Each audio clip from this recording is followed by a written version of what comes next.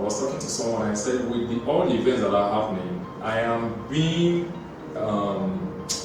pressured to believe that our men are preparing for 2027. True or false? How many of you, your mind has cast them?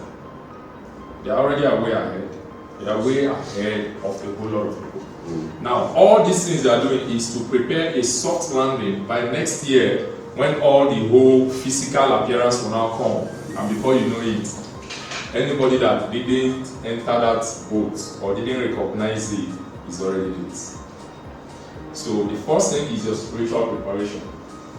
I will talk more about the spiritual preparation in the next slide. Your mental preparation.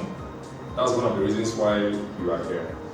How strong are you mentally towards what you are doing, towards what you're trying to do, and what you have done previously?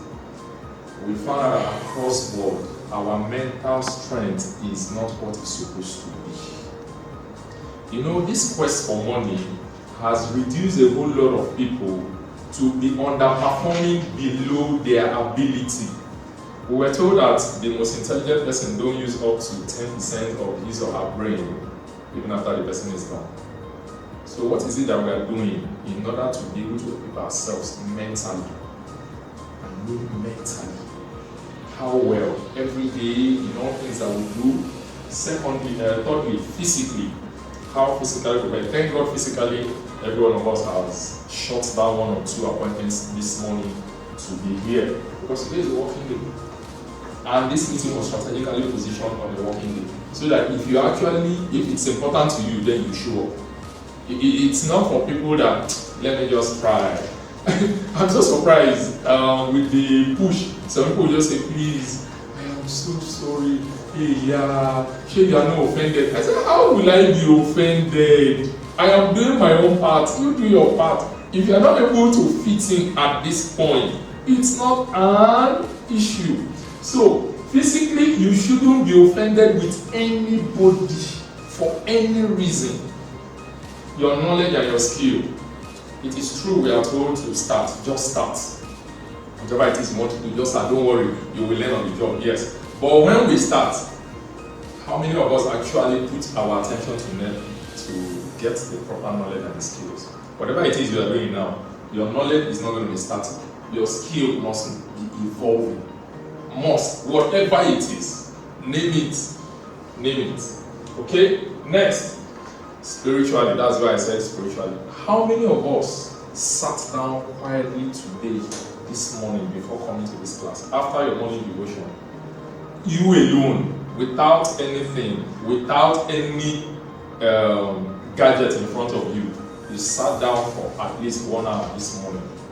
I see your hand. 1 hour before preparing to come here. Yes. I didn't do that. You see, out of all of us, just one person. This is one of the solutions to our generational challenges. One of these literatures or materials that I read, I am using those words because I know this class is going beyond now. The scriptures. He said the spirit of the man is what?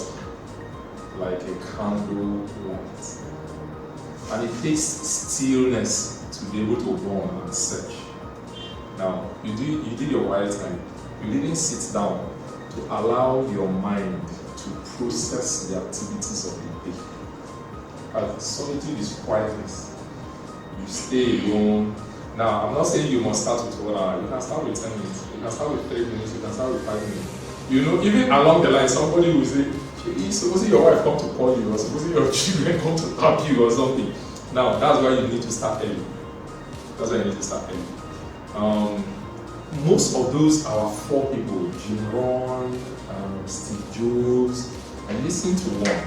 He said, in fact, his own was not even 1 hour. I think it's about, if I'm not mistaken, I'm trying to get the person's name so that I will not make an error.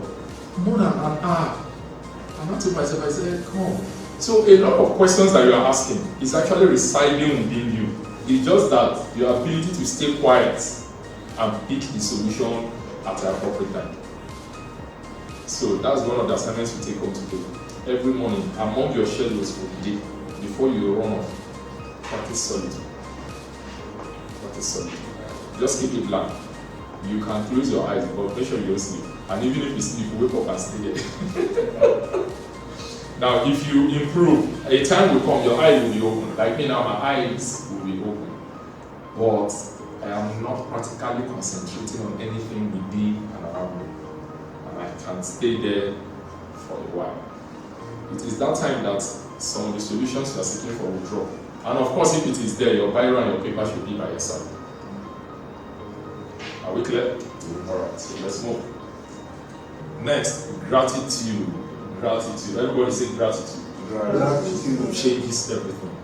You see, if there's anything you started with offense, please resolve today to say thank you. No, like I said earlier, nobody is owing anybody anything. All you owe is an appreciation. Say thank you. No matter how little anything is. You know what gratitude does? Gratitude opens the doors for next things. Not particularly for the person that did that to you. And sometimes you might not even see it that the person that did that, it cost him or her some stuff. You might just say, is it not this small thing? Anybody can do it. No, don't just say that. Let our mind be a mind of gratitude. It opens the horizon for us to get more. No matter how small that thing is. And it actually affects our relationship with God. Sometimes you are not even gratitude. The only time we become gratitude or we are appreciative, we show gratitude rather. The only time we are appreciative and show gratitude is when there was a mishap and we survived.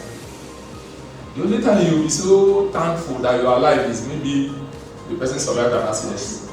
Then I said, do you need to go through that experience to appreciate life? No. Somebody gave a testimony and let me share that. They kidnapped the person. I listened to the testimony. They kidnapped the lady. And while they were in the bus, they were running off. They were not arguing among themselves. Allow her to go. This one will not fit in our purpose. The other person said, no, we will try, no matter what. So at the end, they resolved to move to a very far distance before they would drop her off. In the midst of their argument and in the vehicle, they passed through a bus stop and they slowed down a bit. They were looking at someone and they said, that lady can match you. The other one said, are you sure? He said, let's try. The other one said, let's not waste time there. I want to go and drop off this person. Now, this is the key of my illustration now. The lady gave testimony because she survived that kidnapping. And she will go to, and everybody will say, oh, you know, in Jesus, praise the Lord. You know, in our environment, I survived. And all the soldiers say, thank God. Now, the other person that did not know that they had attempted to kidnap her, will that person also do the same? No. The chances are slim. Yes. The chances are very slim. And the person will just say, I got to the bus stop. I made sure I entered the right vehicle. In fact, when I came, I wanted to enter. The Spirit told me no, and I stayed. I didn't know that it was by divine providence that she was not done or picked up. So let us not wait for the negative experience before we now appreciate what we have. Alright? So we show gratitude. The next thing is forgiveness. You see this one? This one is a silent dealer with anybody. It's either you're offended at your parents, I had to write them out.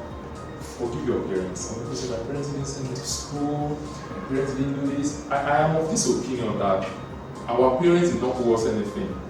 Their job was to bring us here, and they did. If they now do all the other ones to give us the necessary support they can afford, thank God. And if they cannot, it's up to us to get it done. Forgive others. It could be in the place of work or at the place of work, the boss, and you know what? The easiest thing we go to communicate to other people is the negative things. How many of us go to our friends and say, man, my boss is so awesome. He did this, he did that, she did this, she did that. How many of us do that? But you see, once your boss offends you or there's an issue, you know, You become the journalist that will relay the messages. Forgive yourself.